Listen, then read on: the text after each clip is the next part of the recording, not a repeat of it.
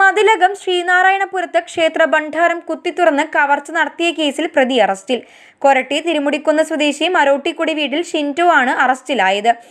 ഇക്കഴിഞ്ഞ 10-ാം തീയതി ഞായറാഴ്ചയാണ് മതിലകം ശ്രീനാരായണപുരം ശ്രീകൃഷ്ണ ക്ഷേത്രത്തിൽ ഭണ്ഡാരം കുത്തിത്തുറന്ന് പണം കവർച്ച ചെയ്യപ്പെട്ടത്. ഭണ്ഡാരത്തിലുണ്ടായിരുന്ന 7500ഓളം രൂപയാണ് മോഷ്ടാവ് കവർന്നത്. തുടർന്ന് പ്രതിയെ പിടികൂടാൻ റൂറൽ ജില്ലാ പോലീസ് മേധാവി ബി കൃഷ്ണകുമാറിന്റെ നേതൃത്വത്തിൽ അന്വേഷണം വ്യാപകമാക്കുകയായിരുന്നു.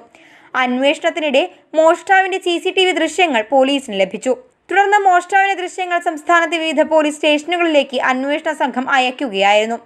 ഇതിനിടെ ലഭിച്ച രഹസ്യ വിവരത്തെ തുടർന്ന് പ്രതിയെ പോലീസ് തിരിച്ചറിയുകയായിരുന്നു.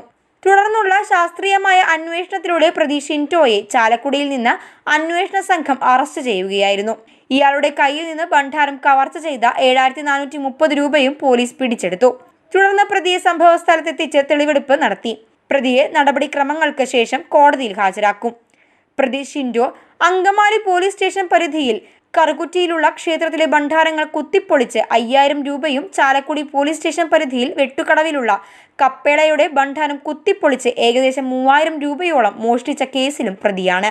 മതിലകം പോലീസ് സ്റ്റേഷൻ പരിധിയിലെ 5-ാം പരത്തിയിലുള്ള ഉമാമഹേശ്വരി ക്ഷേത്രത്തിലും കരിനാട്ട് കുടുംബക്ഷേത്രത്തിലും മോഷണശ്രമം നടത്തിയതും കൊടകര വഴിയമ്പലത്ത് കപ്പേളയിലെ ഭണ്ഡാരം കുത്തിപ്പൊളിച്ചതും ഇയാളാണെന്ന് പോലീസ് കണ്ടെത്തിയിട്ടുണ്ട്. Mathilakam police station SHO MK Shaji, SI മാരായ Ashwin Roy, TN Pradeepan, grade SI Prajeesh, CPO മാരായ പ്രബീൻ, സതീഷ്, സനീഷ്, വിഷ്ണു എന്നിവർ ഉൾപ്പെട്ട സംഘമാണ് പ്രതിയെ പിടികൂടിയത്.